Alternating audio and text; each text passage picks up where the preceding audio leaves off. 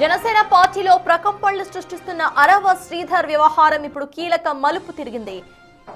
నిన్నటి general body సమావేశంలో అధినేత పవన్ కళ్యాణ్ తీవ్ర ఆగ్రహం వ్యక్తం చేసిన నేపథ్యంలో పార్టీ నియమించిన త్రిసభ్య కమిటీ విచారణ స్టార్ట్ అయింది. రైల్వే కోడూరులో ఏర్పాటు చేసిన ఈ విచారణకు ఎమ్మెల్యే అరవ శ్రీధర్ స్వయంగా హాజరయ్యారు.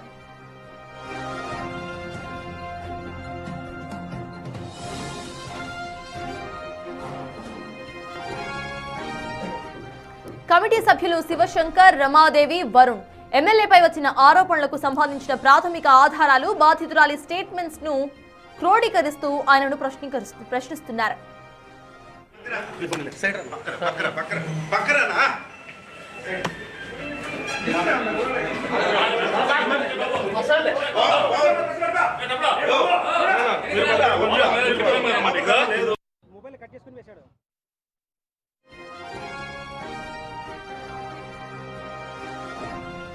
ఈ విచారణకు ఎమ్మెల్యే తన మద్దతుదారులతో కలిసి రాగా ఫంక్షన్ హాల్ వద్ద పోలీసులు భారీగా మోహరించారు. వ్యక్తిగత ప్రవర్తన వల్ల పార్టీ ప్రతిష్టకు భంగం కలిగించే ఎవరినైనా ఉపేక్షించేది లేదని పవన్ తేల్చి చెప్పారు. ఈ నేపథ్యంలో కమిటీ ఇచ్చే నివేదిక ఆధారంగా అరవ శ్రీధర్ భవితవ్యం ఆధారపడి ఉంది. ఎమ్మెల్యే వివరణతో పాటు నియోజకవర్గంలోని కేడర్ అభిప్రాయాలను సైతం కమిటీ పరిగణనలోకి తీసుకోబోతోంది.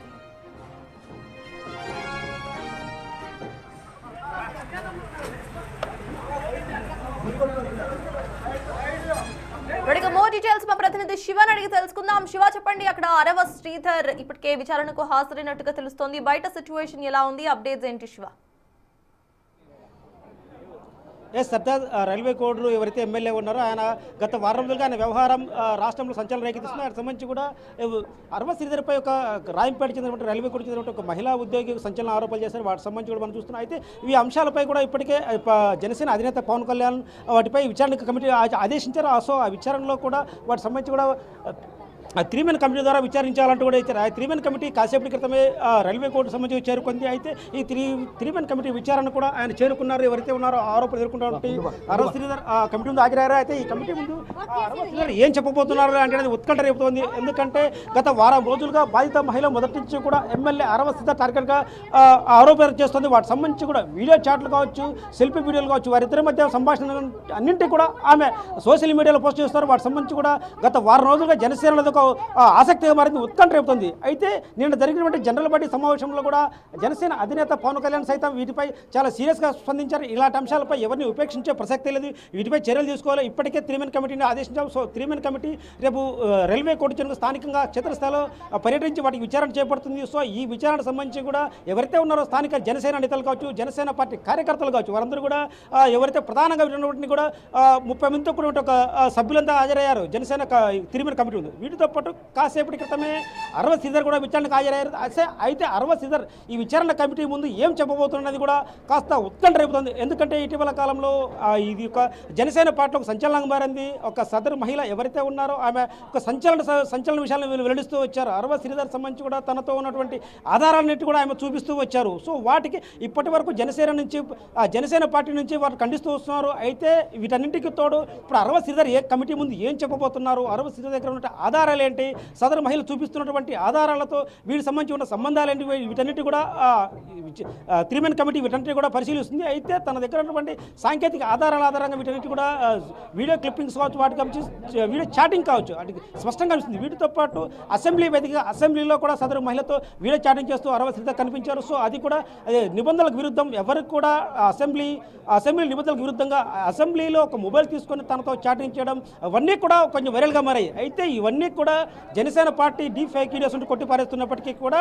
జనసేన అధినేత సైతం వీటిపై సీరియస్గా స్పందించారు. వీటన్నిటి కూడా పూర్తి స్థాయిలో వీటన్నిటి క్రోడీకరించాలి. వీటన్నిటిపై విచారణ చేపట్టిన తర్వాత వాటన్నింటి సాంకేతిక ఆధారాలు, ఎందుకంటే మహిళపై ఇప్పటికే పోలీసులు కేసు నమోదు చేశారు. సో పోలీసులు కేసు ఒకవైపు విచారణ దాన్ని కొనసాగుతుంటే జనసేన పార్టీ పరంగా ఈ కమిటీని నియమించింది. ఈ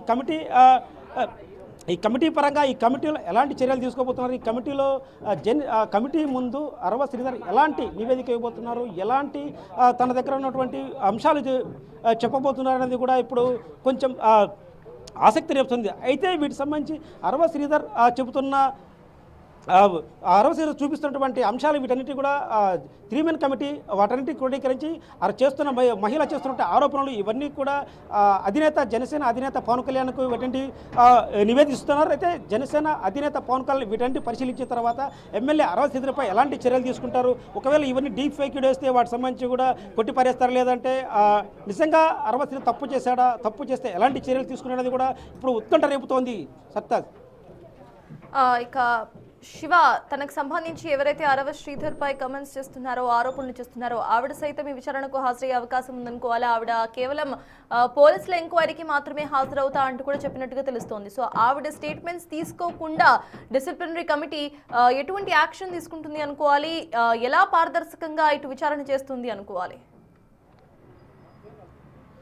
ఇది ఖచ్చితంగా ఇది రాజకీయ కమిటీ, ఎందుకంటే ఒక పార్టీ సంబంధించిన పార్టీ సంస్థాగతం కావచ్చు, లేదా పార్టీలో జరిగిన వివాదంపై ఇది ఒక కమిటీ. ఈ కమిటీ ముందు సదరు మహిళ హాజరవుతారా లేదనేది కూడా దానికి సంబంధం లేదు. ఎందుకంటే మహిళపై ఇప్పటికే కేసు నమోదైంది కాబట్టి ఖచ్చితంగా తను పోలీసులు విచారిస్తే విచారణకు హాజరవుతానంటూ కూడా గతంలో ఆయన చెప్పారు. సో ఏ వ్యక్తిలో మహిళను పోలీసులు విచారిస్తే తనకు పోలీసు ముందు హాజరై తన దగ్గర ఉన్నట్టు ఆధారాలు చూపిస్తారు, డెఫినెట్గా నా మొబైల్ తీసుకోండి, వీటితో పాటు ఎమ్మెల్యే అరవసీధర్ మొబైల్ తీసుకుని వీటంటే విచారణ చేపట్టండి, నేను విచారణకు దేనికైనా సిద్ధమంటూ కూడా గతంలో చెప్పారు. అయితే ఈ కమిటీకి సంబంధించి కూడా జనసేన పార్టీ తరఫున వీరందరూ మహిళ కూడా హాజరై తన అభిప్రాయం చెప్పవచ్చు అని చెప్పినప్పటికీ కూడా ఇక్కడ ఈ కమిటీ ముందుకు మహిళ వచ్చే అవకాశం లేదు. ఎందుకంటే ఇది ఒక రాజకీయ పార్టీ పరంగా జరిగే కమిటీ కావచ్చు, ఇది రాజకీయ పరంగా మాత్రమే ఉంటుంది కాబట్టి వీటన్నింటిపై నిజానిర్ధారాలు ఏంటి అనేది కూడా ఈ రాజకీయ వాళ్ళ పార్టీ పరంగా నిర్ణయం తీసుకుంటారు. సో ఈ నేపథ్యంలో ఈ మహిళ ఈ కమిటీ ముందుకు ఎట్టి పరిస్థితుల్లో వచ్చే అవకాశం లేదు. కేవలం అయితే తను పోలీసులు పిలిస్తే నేను అన్ని అంశాలు చెప్పడానికి సిద్ధంగా ఉన్నాను, వీటన్నిటి కూడా పోలీసులకు వివరిస్తాను, సో పోలీసుల విచారణ ముందు నేను హాజరవుతానంటూ కూడా చెప్తున్నారు. అయితే మహిళ చేస్తున్నటువంటి ఆరోపణలు కావచ్చు, ఎవరైతే ఉన్నారో అరవసీధర్ కావచ్చు, ఈ వ్యవహారం మొత్తం కూడా గత వారం రోజులుగా జనసేన పార్టీ కావచ్చు, రాష్ట్ర రాజకీయాల్లో కావచ్చు పెను సంచలనంగా మారింది. అయితే ఈ అంశాలపై కూడా ఇప్పటికే వైఎస్ఆర్ కాంగ్రెస్ పార్టీ జనసేనపై తీవ్ర స్థాయిలో ఆరోపిస్తోంది. సో వైఎస్ఆర్ జనసేన నుంచి కూడా మొదటి నుంచి కూడా ఇలాంటి వ్యవహారం ఉంది. సో ఖచ్చితంగా ఇలాంటి వారిని ఉపేక్షించే పరిస్థితి లేదు, వీటన్నిటి కూడా చర్యలు తీసుకోవాలి. జనసేన ఒకవైపు వైఎస్ఆర్ కాంగ్రెస్ పార్టీ కోరుతుంటే జనసేన మాత్రం కేవలం జనసేన అధినేతను పవన్ కళ్యాణ్ వీటితో పాటు జనసేనను కేవలం భ్రష్టు పట్టడానికి డీప్ ఫేక్ వీడియోస్ పెట్టి మాపై ఆరోపణలు చేస్తున్నారు. వీటన్నిటి కూడా మా ఎమ్మెల్యే అరవసీధర్ ఎదుర్కొంటారు, విచారణ కమిటీ హాజరై అన్ని అంశాలు వివరిస్తారు. సో కడిగిన ముత్యంలో తను బయటకు వస్తారంటూ కూడా జనసేన చెప్తుంది. అయితే ప్రధానంగా ఈ నివేదికపైనే మొత్తం ఆధారపడి ఉంది. త్రిసభ్య కమిటీ ఎలాంటి అంశాలు వివరిస్తుంది అనేది సేకరించిన తర్వాత జనసేన అధినేత నివేదిక ఇస్తే వాటిపై చర్యల తర్వాత వేచి చూడాలి. సత్తా. Thank you Shiva.